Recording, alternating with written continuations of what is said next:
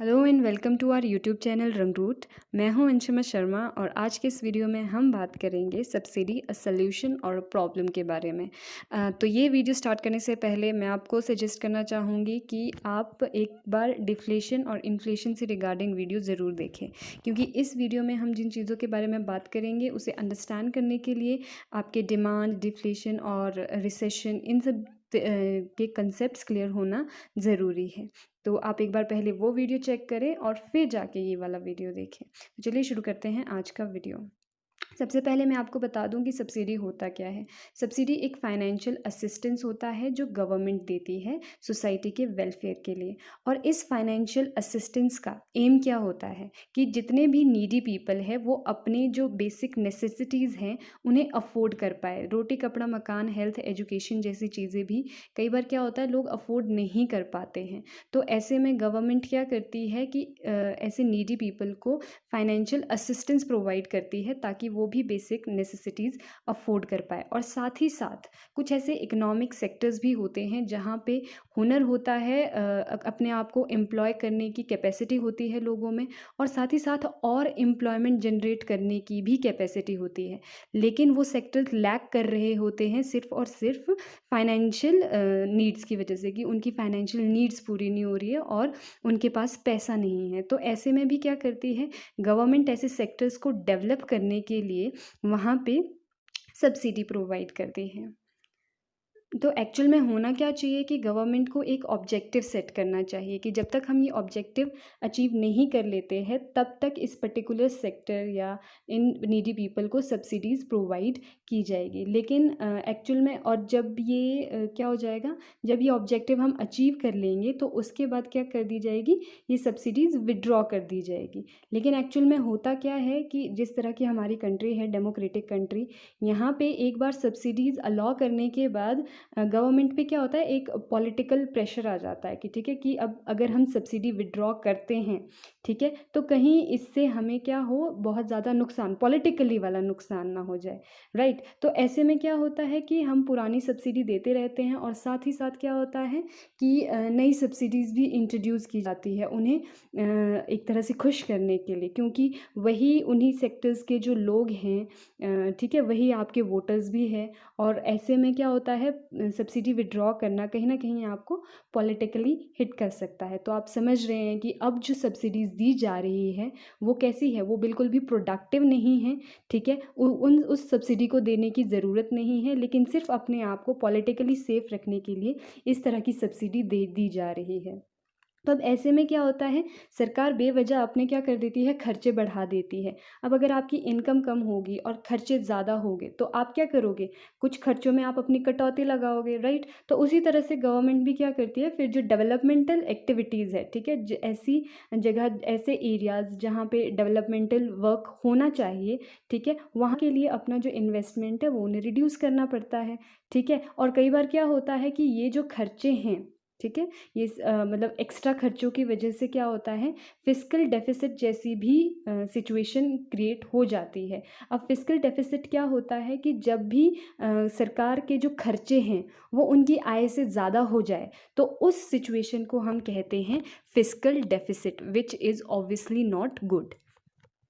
फिर अब उस फिस्कल डेफिसिट को करेक्ट करने के लिए सरकार क्या करेगी, या तो बोरोइंग करेगी। ऑब्वियसली अगर आपका खर्चा 10 रुपये है और आपकी आमदनी 8 रुपये है, जो तो बाकी के जो 2 रुपये है उसको क्या करना पड़ेगा, या तो आप अपने पैसे बढ़ा दो, आय बढ़ा दो, और अदरवाइज़ आपको क्या करना पड़ता है, बोरो करना पड़ता है, लोन लेना पड़ता है, ठीक है। आय तो आपकी बढ़ नहीं रही इसलिए खर्चे ऊपर जा रहे हैं, तो आपको क्या करना पड़ेगा, बोरो करना पड़ेगा। तो आप या तो बोरो कर सकते हो ज़्यादा, या फिर आप क्या कर दोगे, टैक्स रेट बढ़ा दोगे, क्योंकि टैक्स क्या होता है, गवर्नमेंट कलेक्ट करती है पब्लिक से, ठीक है। तो अब वहाँ से क्या कर दो, आप टैक्स बढ़ा दो, और फिर अगर तब भी बात ना बने तो फिर आप क्या कर दो, नए नोट छाप दो। अब हम देखते हैं कि इनके क्या क्या इफ़ेक्ट्स होते हैं जब इस तरह के मेजर्स लिए जाते हैं। तो सबसे पहले हम बात करते हैं बोरोइंग की। तो जब सरकार क्या करती है, पब्लिक से बोरो करती है पैसा या फिर ज़्यादा टैक्स भी लगाती है, तो ऐसे में क्या होता है कि पब्लिक के पास पैसा कम रहता है, that means squeeze of money, यानी कि लोगों के पास पैसा कम है। तो जब लोगों के पास पैसा कम होगा तो ऑब्वियसली वो डिमांड कम करेंगे, ठीक है। अब जिसके पास क्या है, जिसके पास करोड़ों रुपया है, ठीक है, तो वो कमोडिटी भी उस हिसाब से कंज्यूम करेंगे। और जिन बेचारों के पास कम पैसे हैं, ठीक है ना, तो वो लोग क्या करेंगे, वो डिमांड भी कम करेंगे। ये बहुत ऑब्वियस सी चीज़ है, राइट। तो ऐसे में क्या होता है कि जब आपकी डिमांड कम हो रही है, प्रोडक्शन कम होता है, फिर ऐसे में एम्प्लॉयमेंट भी कम हो जाता है, ठीक है, लोगों की इनकम भी कम हो जाती है। तो आप समझ रहे हो ना कि इन सब चीज़ों से क्या हो गया कि किस तरह की एक सिचुएशन की तरफ हम जा रहे हैं, राइट।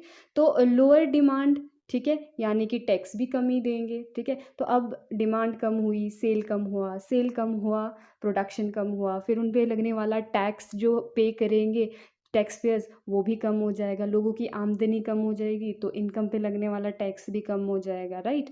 और इन सब से क्या हो रहा है, अल्टीमेटली गवर्नमेंट की जो रेवेन्यू है वो और कम हो रही है। रेवेन्यू मतलब उनकी आय, ठीक है। तो फिर अभी क्या है कि, और अभी भी देखो गवर्नमेंट ने सब्सिडीज़ विड्रॉ नहीं की है, अभी भी क्या है, एक टेंशन बना हुआ है कि सब्सिडी देनी है, प्रेशर बना हुआ है, ठीक है।